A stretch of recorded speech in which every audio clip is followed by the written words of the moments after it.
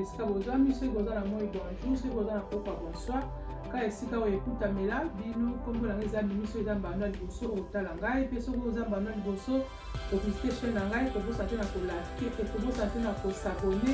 kobosana te na kotourne cloche ya notification po eza très important po soki natie video na ngai okozala na facilité ya kosala nini ya koyeba na kolanda ngai donc te bozonanga boye nalamukaki donc namuki na soi na ngai nakesa marche na ngai donc chaque jour lokaba na bazango na baza na lockdown boye nasalaka donc mpona kofanda ndako soki olandinga kofanda ndako omona keyeba po ya koya komata nakomosala chaque jour natie na tamboli na ngai natamboli na quartier pendant 45 minutes ale nakoti na nga na ndako nakomi kosala na nga makambo na nga mosusu donc moi exercice mpe eza bien ata na kati ya ndako mama okosaka te marche na yo papa donc osani koyeba na koyede yo kaka mpona sante na yo donc ça plus tarde lelo komi na kosala na kosukola suki na ngai yango eza nango naturel eza tout déprisé mais nazosala yango naturel esala sikoyo ata ba 2 ans depuis nazosala yango naturel donc na kosukola suki na ngai mpe na kolamba donc na kosukola suki na ngai nasalaka kantu oyo eza tosala yango na bana nga basi kantu oyo eza shampoo oyo eza nini eza condition apres kosukola suki oyo ezali live in condition soki osukola suki na yo apres okotia yango mpe na kosala maske na ngai mpe yango oyo nakoyeba na kotia na kati nakoyeba na kotia na suki na ngai na kofandisa yango pendant 1 heure du temps apres na kosala nini na kosukola suki na ngai soki nasilisi wana donc naoya kosala nini naoya na kosala mpe pondu na ngai yango oyo naza na kati maboke na ngai pondu eza wana mpe bakoyeba na kolambela libota na ngai nabaka tusu bamama na kokaza tusu bamama nde bomona ngai naza mama donc ya big famille naza na bana naza sunga libota na ngai talaka bamama so toza ndoto ya makasi tomonaka ndako ndenge elalaka mama nde moto asimaka ndako bayangi mami na biso bamama mpe boye donc ifo tozwa courage ya healthy mpona koba toza kodétruire ba anticorps na biso donc sikoyo na kosala nini na kokata nini nakata maki na ngai oyo nakeecha na suki na ngai apres na kofandi po ezala mpe na sante ya malambola napakola nini maske na suki na ngai na kofandisa yango banda ine sikoyo nazotia maki oyo nasali na kati ya suki na ngai natia yango wana na kofandisa yango pendant 1 heure du temps apres nakoyeba na kosukola suki na ngai donc suki mpe ezolinga toba na kotia yango mwa kotraite yango po ete suki ezala mpe na mwa bavitamine po ezala na mwa bavitamine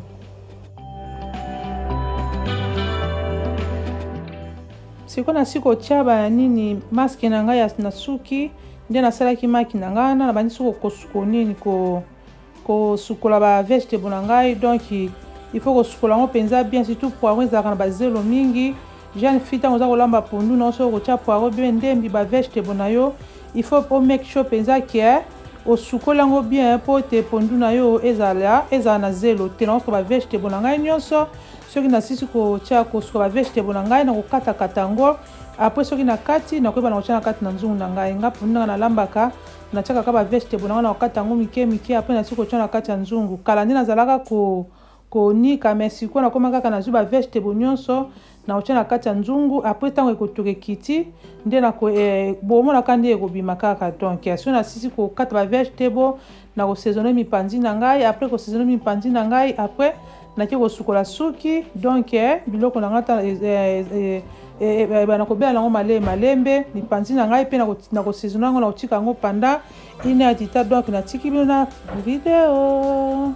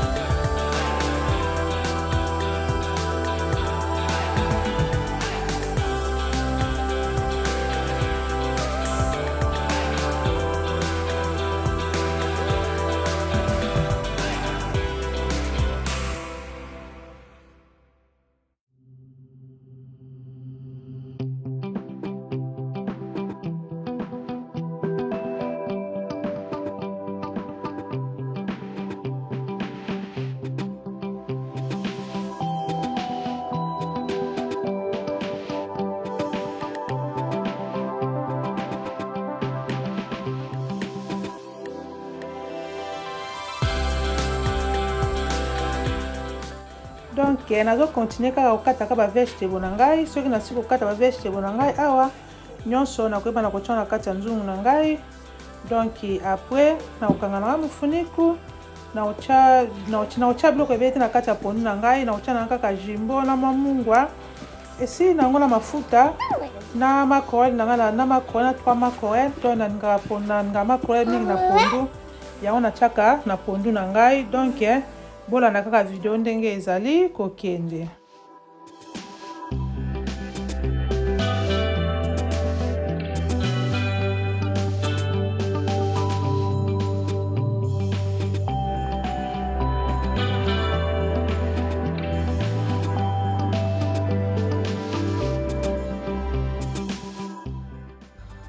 Sikoyo nasisi kokata ba vegetable na ngai yango oyo nakozanga sikoyo naotia na kati ya pondu na ngai mpe yango oyo kati maboke na ngai mpe yango wana nazo ba vegetable na ngai nyonso nakokosa na kati ya pondu après natie mafuta naotia mpe na ai naotia mpe na chicken stock pondu natiaka mpe biloko mabele te donc na mungwa daset sikoyo nakotika biloko na ngai nyonso oyo ba vegetable na ngai nyonso oyo nakotiaka esika moko etoka nango donc ntango kotia boye jeune fille soko ozoyoka kolamba pondu kotia lutu nango na pondu te kozala ti ba vegetable nyonso ekobela apo omonike mai ekiti apo nde soko omonike ebeli nde soko osala nini okoya konini kobalola pondu na yo kozala komesa te soko otie pondu ntango kaka ebandi kobalola no okobekisa pondu na yo tika pondu na yo mpenza pondu na yo nini ba vegetable na yo esala nini elemba soko omonike ebeli nde soko wana okoyebana kotia nini okoyebana kotia lutu kati na pondu na yo otherwise okoyebana kobebisa pondu na yo donc omoni kata maboke yango wana donc ndenge esala boye mpona na big family donc tolokaka 2 jours nayebi te baofi baza na big family bandeko na ngai soki mpe bino pondu sokolani kata maboke oumelaka biomelaka te nde nalambi boye omaso toliango lelo toliango lobi esili nango donc esili nango nango mpe garlic yango ya nakoyeba naotia na kati ya pondu na ngai naotianga ta matwa lutu naotia mamungwa ndambu pondu naotianga mabiloko ya mingi te natieli mamungwa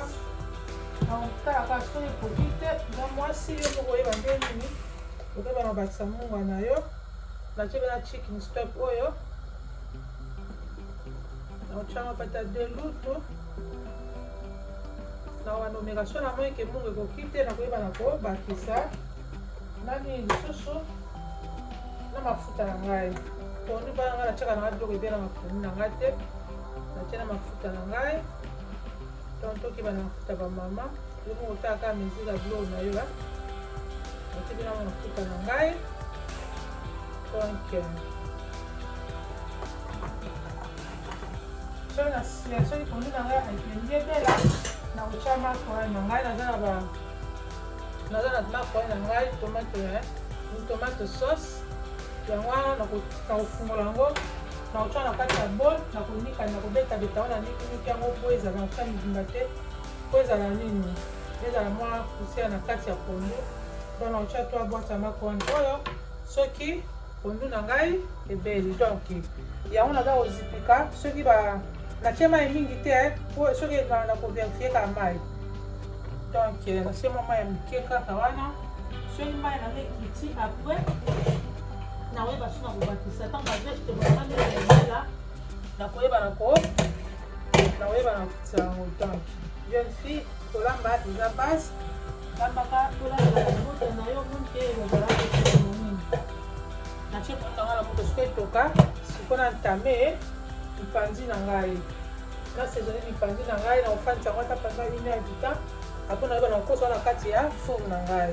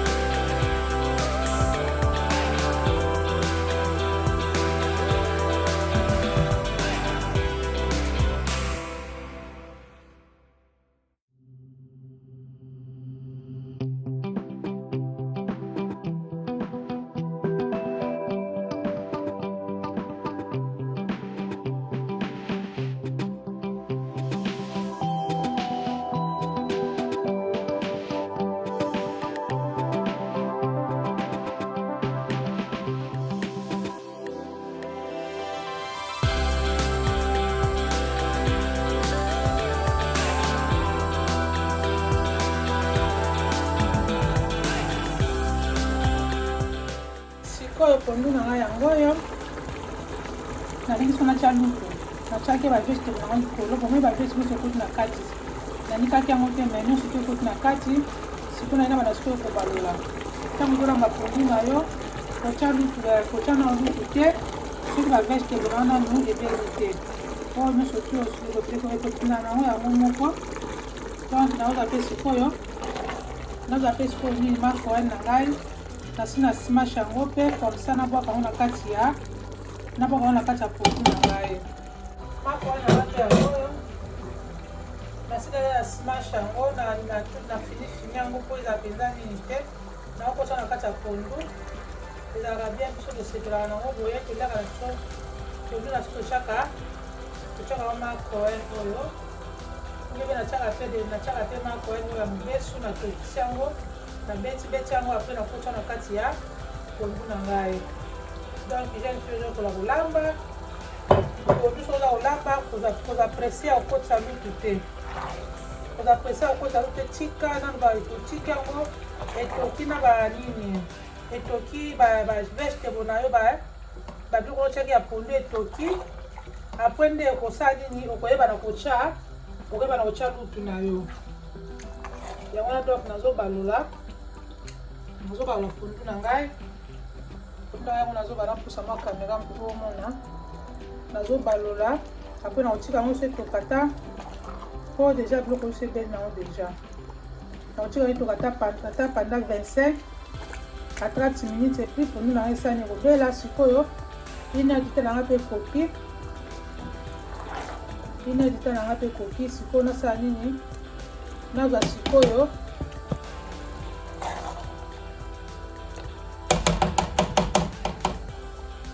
naotya mwa mai moke na kati ya sani mpona rese nagapoa na ngai oyo na basomba mwa mai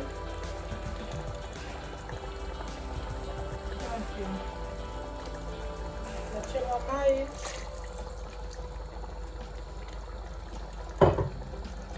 mai ka moke kolekisa mai ebele na pondu te so olekisi mai ebele na pondu mpe eza bien te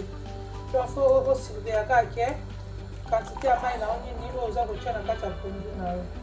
omoni ti bavegetable nanga nyonso epesa nini elimwe nango na kati ya nzungu ngai so nana bapondu na ngai nanikaka nango bavegetable te nazala konika me napona nanga koprefere nanga méthode oyo na kati ka bavegetable na ngai nasi kotia na kati ya nzungu na ngai natie na pondu natie na mafuta natieki natie nanga biloko ebele te natieka mwa mungwa natie mwa bouillon ya chicken wana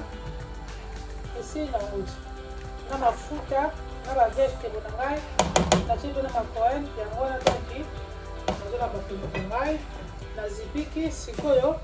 lipandi na ngai natiango na plateau mpona kotia na kati ya four.